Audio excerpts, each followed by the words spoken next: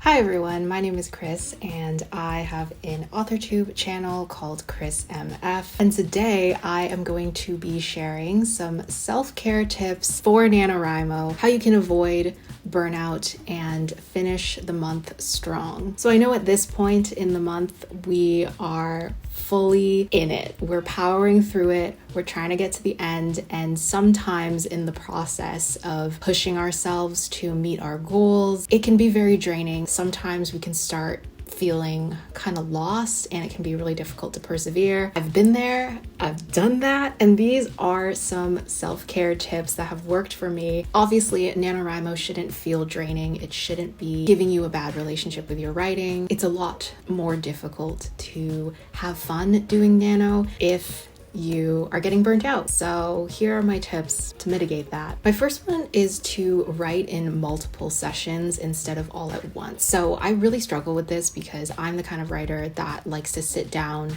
and just write for like 4 uninterrupted hours. But I find that, especially in a month like NaNoWriMo where you're really trying to hit word count goals or you're just trying to write really fast, it can be hard and overwhelming to kind of look at your schedule that day and carve out like all of the time that you want. Instead, what I like to do is to write in little like 15-minute sessions, 20-minute sessions, because it's a lot more manageable and you can trick your brain into being like, oh, I'm just gonna write for a little bit. And then if you do that multiple times in a day, at the end of the day, you could have written for like 1 or 2 hours, but you just kind of space it out. My second tip is to just be kind to yourself. And it seems kind of counterintuitive, but don't actually think about your word count goal, because if you are having a particularly difficult writing day and you're using your word count goal as motivation, that's an express ticket to burnout. Part of NaNoWriMo, I think more than the word count goal, is really about dedicating consistent time to writing and teaching yourself to hone that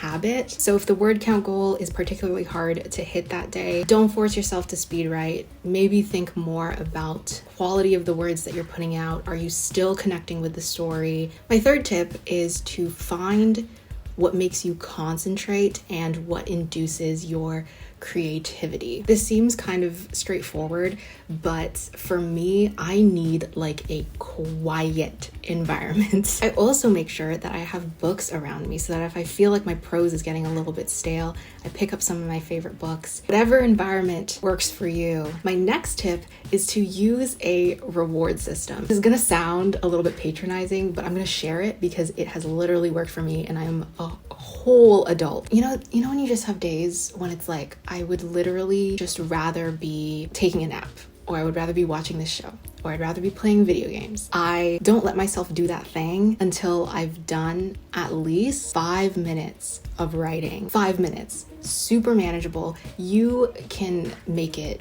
10 minutes, you can make it 30 minutes, you can make it an hour. And the reason that this works is because sometimes I do really only write for 5 minutes and I'm like, I wrote 1 sentence.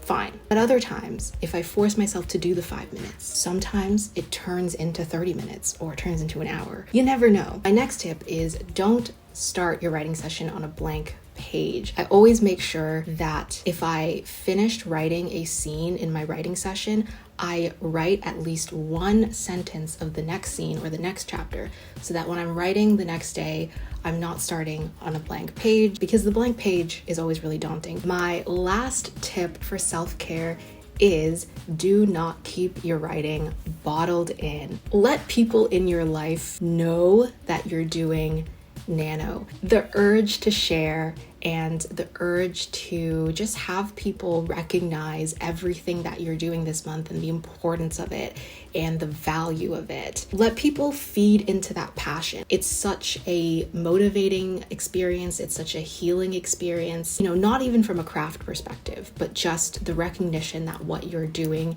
is important. Whatever our word count is at the end of the month, it is insane that you can really dedicate all this time to work on your writing, because it is really hard to carve out that time. Happy writing. I hope all of your NaNoWriMo projects are going well, and good luck for the rest of the month.